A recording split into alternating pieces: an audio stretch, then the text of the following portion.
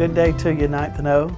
This is Devotionables, brief devotions for busy people. I'm Brandon, one of the pastoral interns. It's good to be with you today.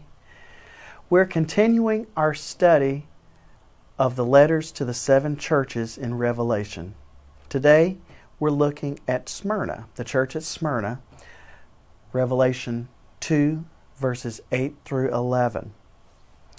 So if you think back, just overview, that this is written as an encouragement, and so there's this danger of heretical teaching going on, and there's this call to live a holy living.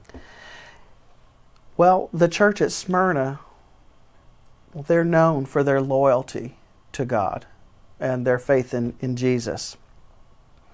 Well, there is some intense persecution that comes their way. And Jesus comes and he writes this letter to them.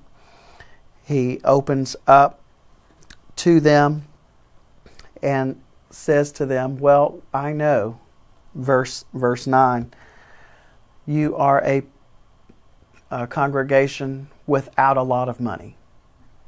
They're materially poor. However, Jesus encourages them and admonishes them for being spiritually rich. And so they are then told of a warning. There's future suffering that is on the way for this faithful, loyal church.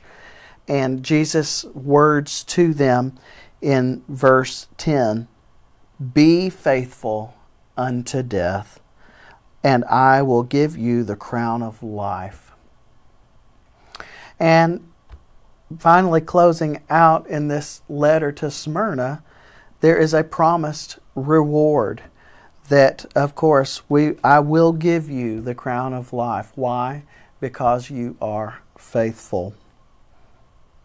And so, just a few things to consider. Whether you are materially rich or not, we can be spiritually rich in Christ. 2, suffering is short compared to eternity with Christ. And finally, in the face of persecution, remain faithful.